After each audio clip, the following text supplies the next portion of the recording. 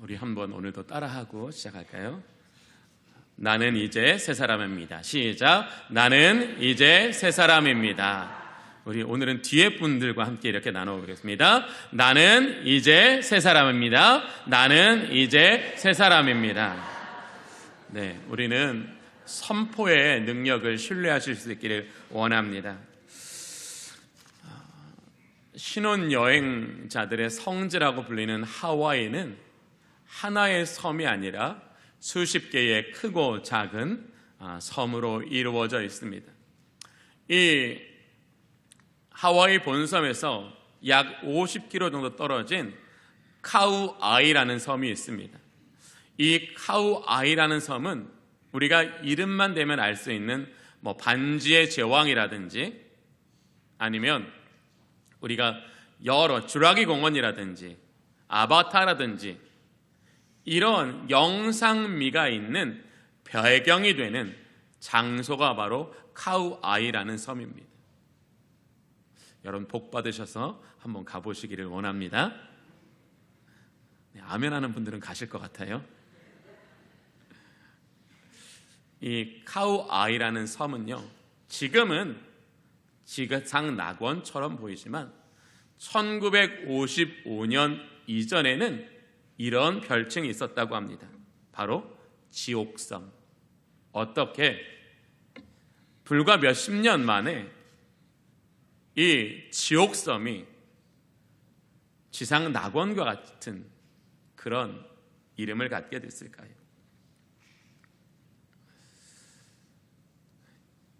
이 카우아이 섬은 정말로 여러 가지 죄 악으로 그 안에 살아가는 사람들이 얼마나 크고 작은 고통이 있는지 정말로 말할 수 없는 그런 지옥과 같은 곳이었다고 합니다. 그래서 1955년에 미국의 심리학자들이 왜 이 섬은 이런 지옥과 같은 섬이 되었을까 연구하기 위해서 에미 베레러라는 박사와 그 연구팀이 이 카우아이 섬을 이렇게 연구하기 시작했습니다.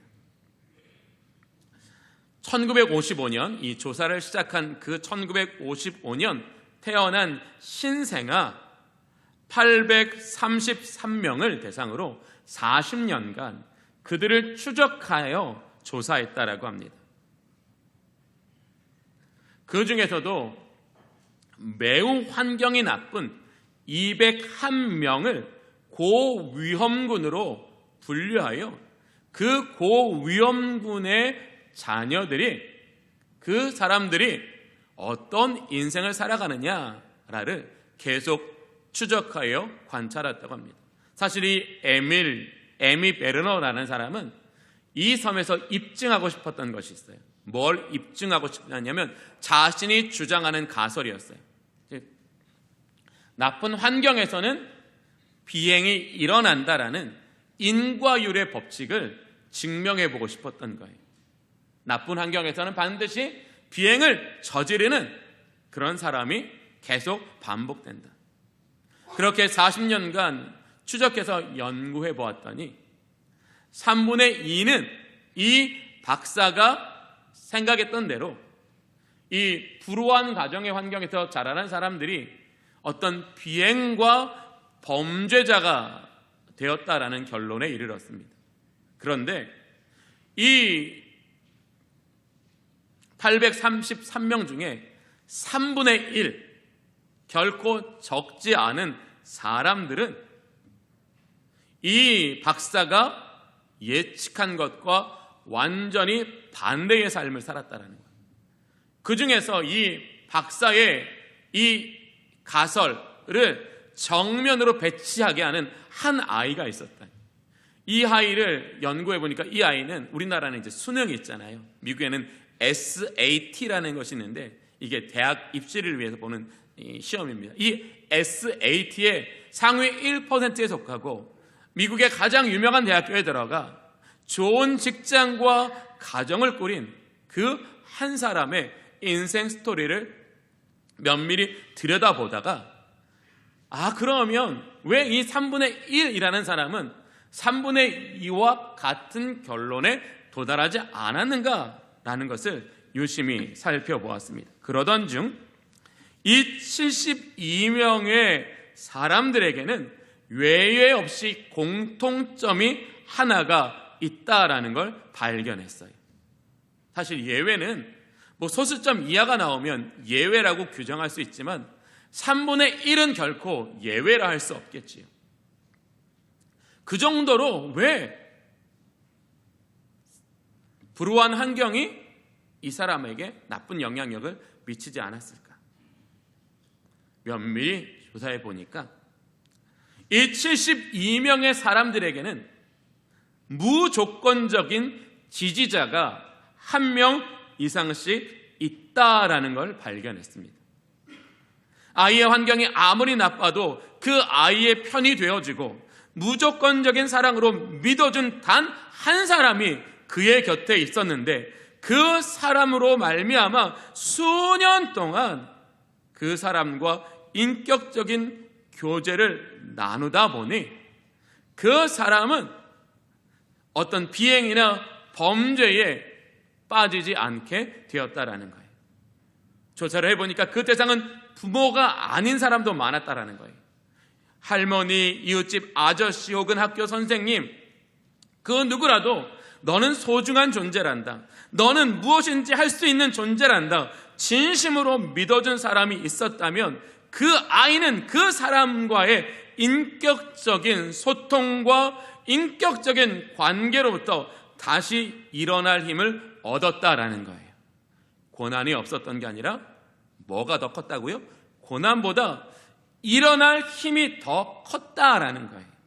그래서 이 에미 베르너라는 박사는 바로 이 일어날 힘, 이것을 이렇게 이름 붙였어요.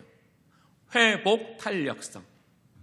어떤 고난을 만나도 그 고난에 무너지는 것이 아니라 그 고난을 바르게 생각하고 이해해서 다시 일어나게 하는 능력이 바로 회복 탄력성이라는 거예요. 이 심리학에서 이 회복 탄력성이라는 이 중요한 이론은 사람을 바꾸는 것은 환경이 아니라 사랑과 믿음을 주는 사람이 사람을 바꾸게 되고, 이 회복의 탄력성은 타고난 재능이 아니라 타인과의 신뢰 관계를 통해 길러지는 능력이라는 것을 보여주었습니다. 사랑하는 성도 여러분, 우리는 그리스도인이라는 정체성과 사명을 가지고 짧게는 몇 년, 길게는 수십 년을 살아갑니다. 불의한 세상 속에서 그리스도인의 정체성과 사명을 가지고 살아가는 건 쉽지 않은 길입니다. 이해받지 못하는 것이 반복되고 억울한 일이 반복되고 손해가 반복돼야 됩니다. 그것을 한 번, 두 번 참는 건 의지가 강한 사람은 그럴 수 있지요. 그러나 인간의 의지가 한계가 있다는 면에서는 사실 그걸 수십 년 반복하면서 참아내고 이겨내는 것은 결코 쉬운 일은 아닐 거랍니다. 매일매일 상처 입고 낙심되고 두려움의 삶이 우리에게는 반복됩니다. 그래서 신앙인들에게도 이 회복 탄력성이 너무나 중요합니다. 저는 이것을 그냥 회복 탄력성이라고 부르지 않고 영적 회복 탄력성이라고 이름 붙이고 싶습니다. 내가 그리스도인으로 살다가 정말 세상에서 원치 않는 어려움을 당해서 원치 않는 고난을 당해도 하나님께서 이 고난을 통하여 내게 주실 은혜가 있을 거야, 내 안에 이루실 하나님의 뜻이 있을 거야, 하나님을 향한 신뢰로 우리의 마음의 근육이 다시 탄력을 갖게 되어 일어나게 하는 힘, 그 힘이 저와 여러분에게 있기를 원합니다. 근데 많은 그리스도인이 이 영적 회복 탄력성이 부족한 것이 사실이죠. 이 회복 탄력성이라는 단어가 유명세를 떨치니까, 그러면 사람에게 이 회복 탄력성이 가장 높게 길러지는 것이 어딘가라는 것에 대한 연구가 시작됐어요. 사람으로 하여금 이 회복 탄력성이 지속적으로 높게 길러지는 것이 어디라라고 증명됐냐면 바로 가정이었어요. 화목한 가정에서 자란 자녀들에게 그렇지 못한 자녀들에 비하여 회복 탄력성이 월등히 높고, 그 회복 탄력성으로 인하여 학업 성취도, 그러니까 학업 성취도는 뭐냐면 학업을 성취하는 자율성 같은 그 자율 학습성이 높고, 사람과의 소통이나 대인관계 능력이 높고, 또 인생을 긍정적으로 바라보는 그 관점이 높았다라는 걸 증명했다라는 겁니다. 아마 딸이 있는 분들은 이걸 경험하셨을까요? 엄마라고 하는 동시에 벌써 코앞에 와 있어요. 학교에서 일어난 일 말하고 싶어가지고, 그렇죠? 어머니들은 전 딸이 없어서 몰라요. 네. 저희는 쿵소리만 들려요. 쿵소리 뭔지 아시죠? 네. 그래도 다행히 저희 둘째가 그래도 엄마를 잘 찾아서 좀 다행이지만, 저희 집에는 쿵 쿵쿵 이렇게 들립니다. 그러다 제가 똑똑똑 그리고 무음이 들립니다. 공감하시죠? 사이가 나쁘진 않습니다. 그러면 이 엄마와의 신뢰 관계가 깊은 딸은 굳이 엄마가 알고 싶어 하지 않은 정보까지 다 이야기합니다. 그러면 그 딸의 어떤 그 입에서 나오는 이야기를 듣고 엄마는 어떻게 하죠? 위로합니다. 그래, 힘들었겠구나. 어떻게 위로해요? 공감하면서 위로합니다. 아, 그래, 나 같아도 그 일은 참 힘들었을 거야. 그런데 너 참 잘 견뎌냈어. 위로하고 공감해 줍니다. 그리고 잘한 일에는 뭐예요? 그래, 다른 애들이 이렇게 안 따돌릴 때 너라도 따뜻하게 대해서 너무 잘했다. 칭찬하고 격려해 줍니다.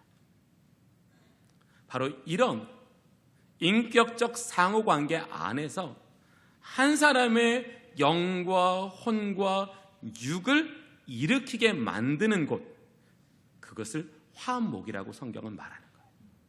그냥 가정이 아니라 화목한 가정 안에는 인격과 인격이 다양한 소통의 방법과 과정을 통해서 그 안에 있는 잠재력은 물론 그 사람이 사회에서 꼭 필요한 능력을 향상시켜주는 일이 화목 안에서 일어날 때, 그 화목은 이 한 사람을 능력 있게 하는 것뿐만 아니라 건강하고 훌륭하게 만들어간다는 거예요.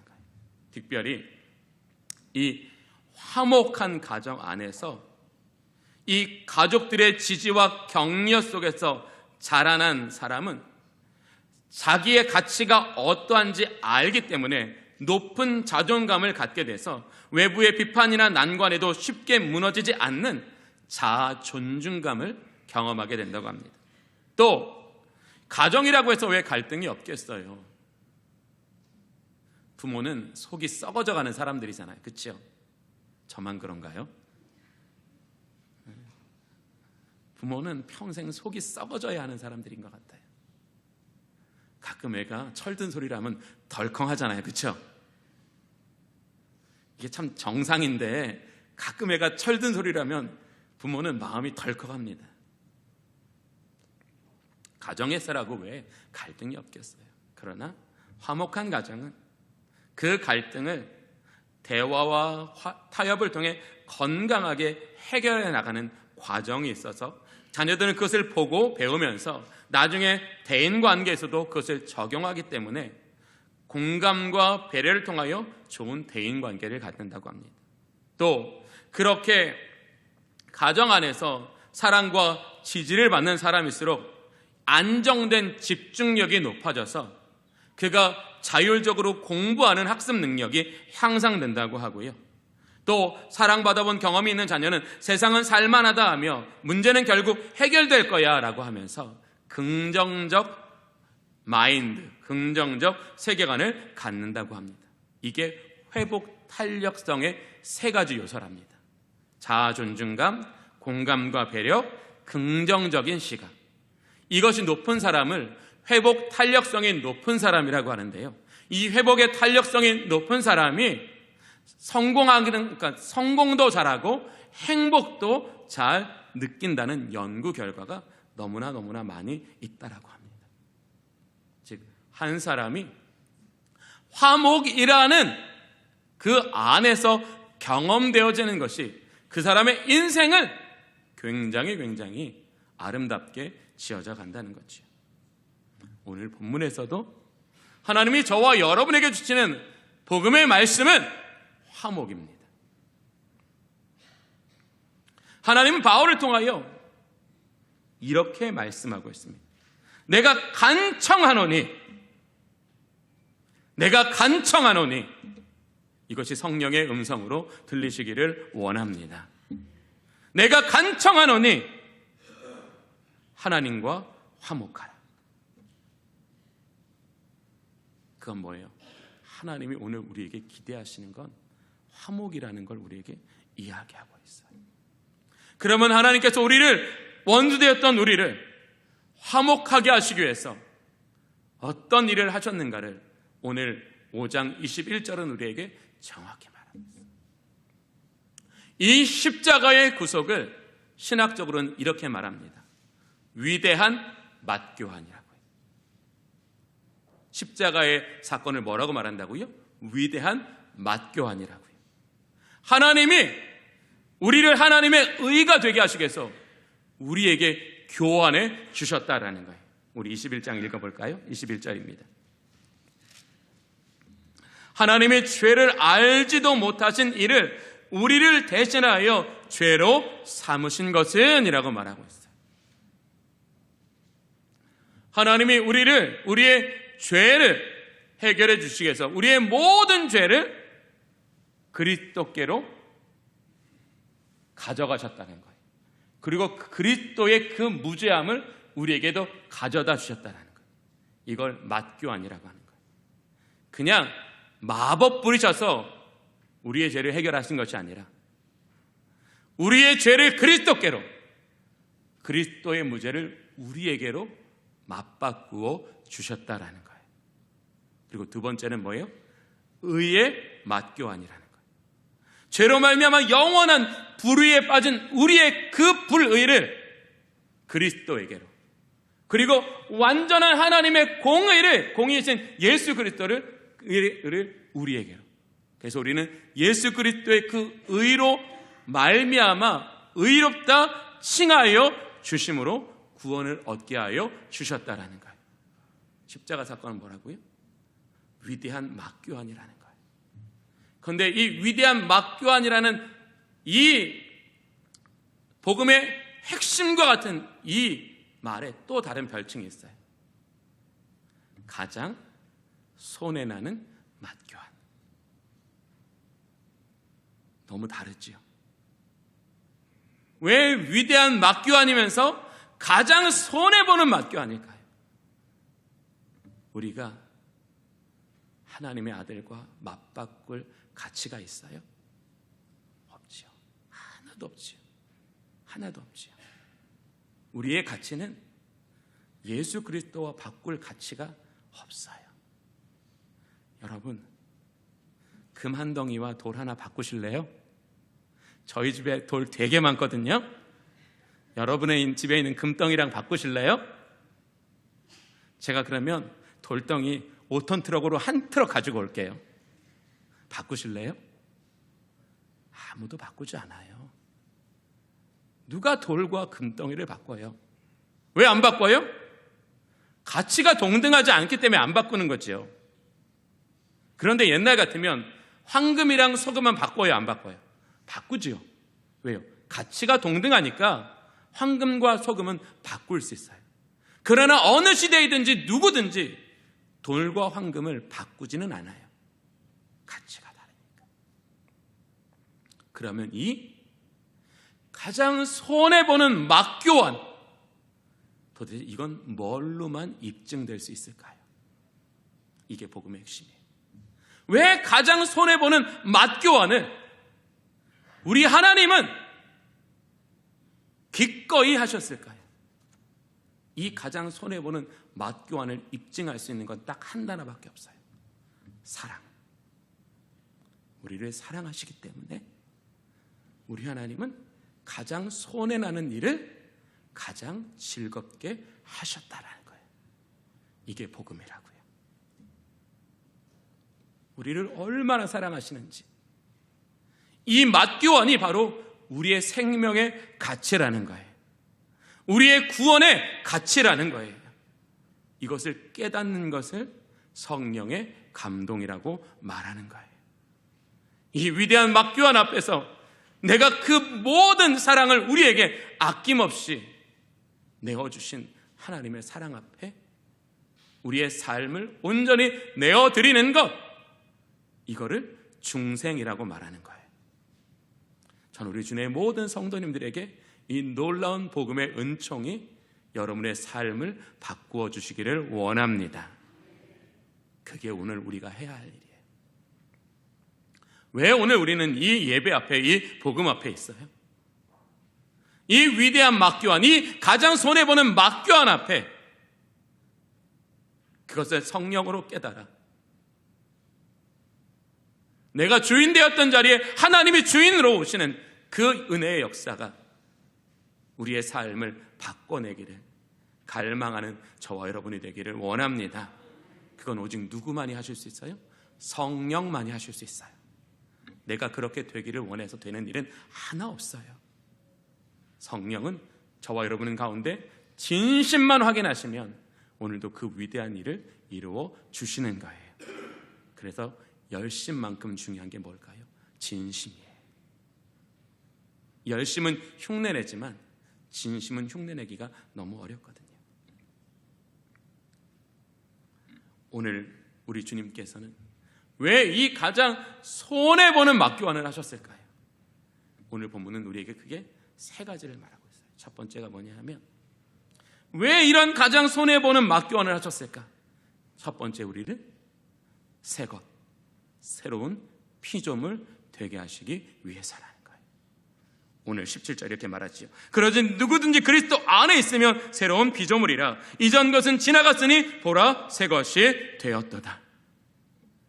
구원은 뭐예요? 하나님이 새 것으로 살아가는 우리의 인생을 기대하시는 거예요.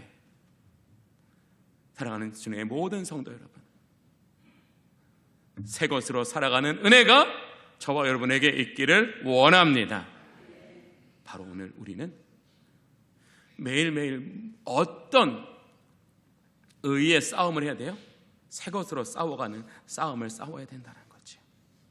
두 번째, 우리를 위해서 왜 이 가장 손해보는 맡겨하셨어요? 우리를 화목케 하시기 위해서. 하나님과의 화목 안에서 우리가 평생 동안 경험하는 그 은혜, 이것은 능히 이 세상을 바꿀 수 있는 가장 위대한 능력이 되기 때문에. 사랑하는 성도 여러분, 하나님과 화목하십니까? 여러분은 지금 한 해 동안에 하나님과 화목하는 것에 집중하고 계십니까? 하나님과 화목하지 않으면 성령이 우리 안에 이루시는 일을 경험하기는 어렵습니다. 그러나 하나님이 성령을 통하여 우리 가운데 역사하시는 그 은혜를 경험하기를 원하는 사람은 하나님과의 화목을 통해서 성령이 우리에게 이루시는 이벤트를 반드시 경험하게 될 것입니다. 그게 뭐예요? 성령의 역사예요. 그 성령의 이벤트는 질병의 치유일 수 있습니다. 그 성령의 이벤트는 우리의 생각과 마음이 무너지는 것일 수 있습니다. 우리가 용서하지 못했던 사람을 용서할 수 있는 겁니다. 내 뜻을 꺾고 하나님의 뜻에 복종하는 것입니다. 저는 우리 주님의 교회에 성령의 역사가 일어나기를 원합니다. 그것이 교회의 부흥과 연결되기를 원합니다. 그러면 우리는 뭘 해야 돼요? 하나님과 화목해야 돼요. 하나님과 화목해지지 않고서는 그런 성령의 역사가 경험되어지는 건 어렵다라는 거예요. 그리고 우리에게 마지막 세 번째 뭐예요? 그리스도의 사신이 되게 하시기 위해서 우리에게 이 가장 손해보는 맞교환을 이루어 주셨다라는 거예요. 그런데 이 새 생명을 통해서 우리에게 주시고자 하신 하나님의 선물은 매우 구체적으로 우리에게 말하고 있는 것이 있어요. 에베소서 1장이에요. 집에 가셔서 에베소서 1장 3절부터 14절을 한번 읽어보세요. 오늘은 제가 말씀드릴게요. 에베소서 1장 3절부터 14절을 보면 하나님께서 우리에게 새 생명을 통하여 주시고자 하시는 선물을 네 가지로 말합니다. 첫 번째 뭐냐면 하늘에 속한 모든 신령한 복을 주시겠다라고 말씀하고 있어요. 어디에 속한? 하늘에 속한 어떤 신령한 무엇을? 복을 우리에게 화목이라는 관계 안에서 끊임없이 마르지 않도록. 두 번째, 사랑 안에서 거룩하고 흠이 없게 하시겠다고 말씀하셔요. 우리가 어떻게 거룩하고 흠이 없는 삶을 살아갈 수 있을까요? 그 사랑에 응답해야만 되는 거예요. 자기 노력, 자기 열심이 아니라 이 예배 때마다 나를 사랑하시는 그 하나님의 사랑을 깨달아 그 사랑으로 말미암아 하나님, 내가 그의 사랑을 어찌 떠나서 할 수 있겠습니까? 내가 그의 사랑을 어찌 잊을 수 있겠습니까? 이 마음으로, 이 믿음으로 죄악을 이기려는 곳에 거룩함의 열매가 맺혀지게 하여 주신다라는 거예요.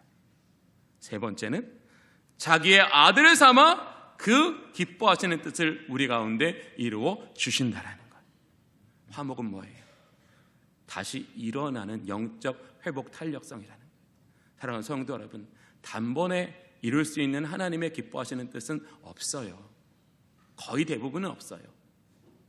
우리는 매일 넘어지더라도 다시 일어나고 주저앉더라도 다시 나아가는 것을 반복하다 보니 하나님께서 우리를 그 은혜의 자리에 인도하여 주시는 줄로 믿습니다. 우리는 어떻게 다시 일어날까요? 우리는 어떻게 다시 나아갈까요? 오늘 성경은 이렇게 말하고 있어요. 그리스도의 사랑이 우리를 강권하십니다.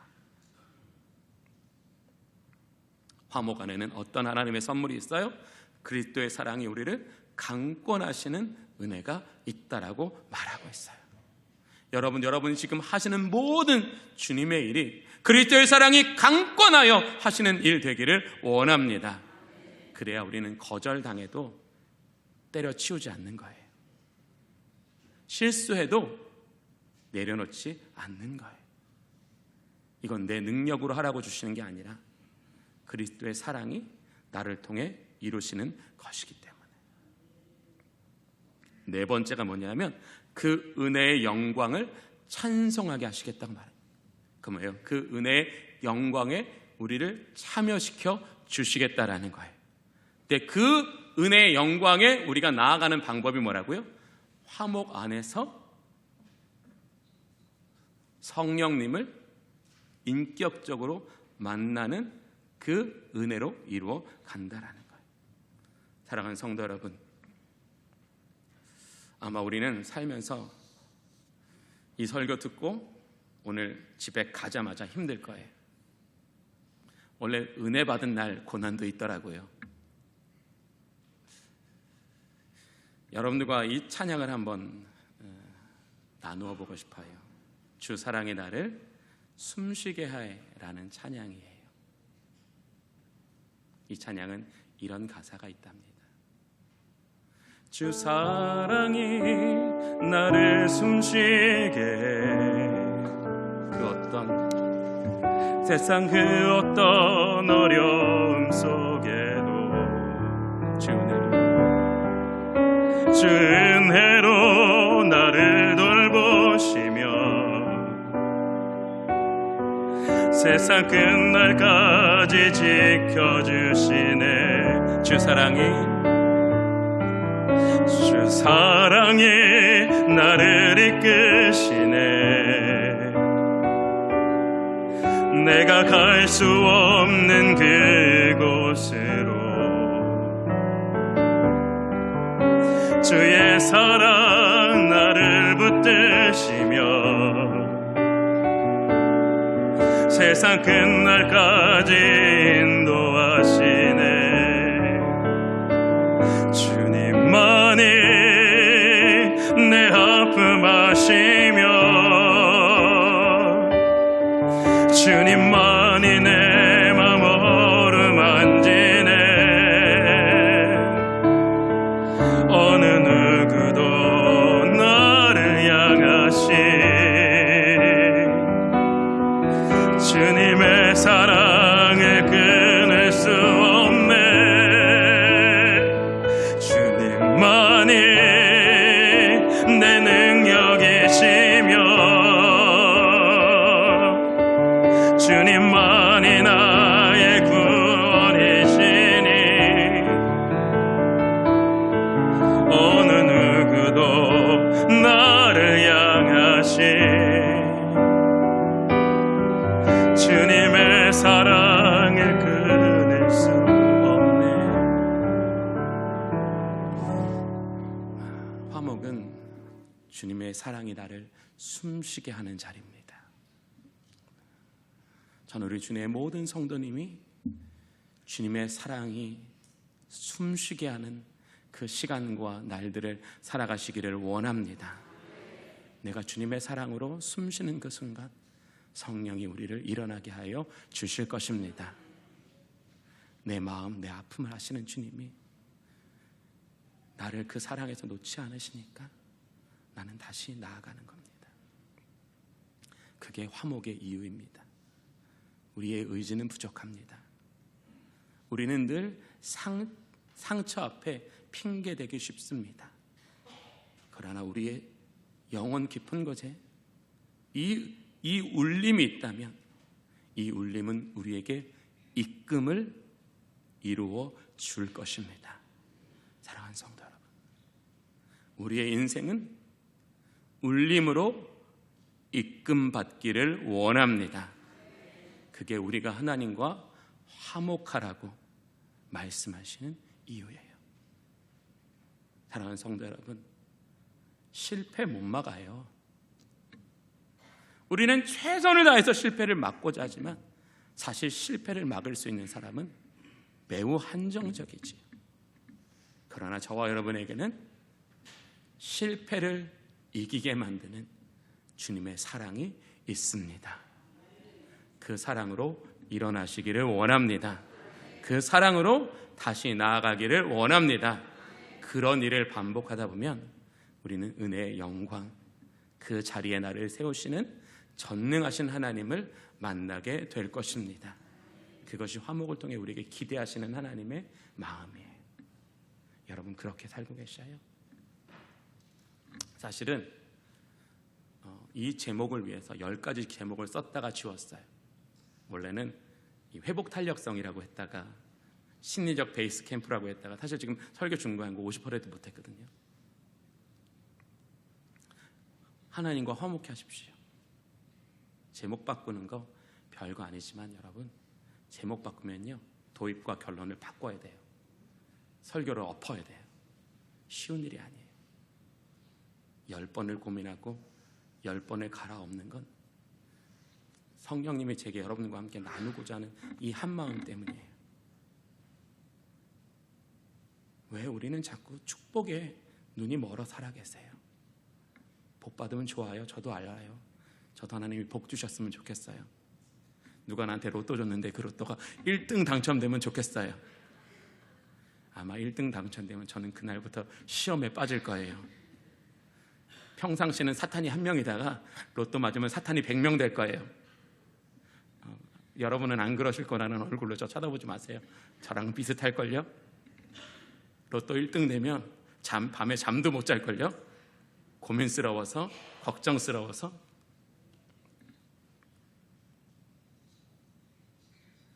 우리는 축복에 빼앗긴 관심을 화목에 돌려놓는 은혜가 있기를 원합니다. 특별히 우리 이 고난주간 특별 기도회 때 우리를 화목하게 하시기 위해서 가장 손에 나는 맞교환을 하신 그 아버지의 마음을 깨닫고 그 안으로 나아가기를 원합니다. 저는 그런 한 주간이 됐으면 좋겠어요. 그리고 우리 주내의 모든 성도들이 화목 안에서 일어나는 기적을 경험하시기를 원합니다. 저는 오늘날의 기적은요, 화목 속에서 일어난다고 생각합니다.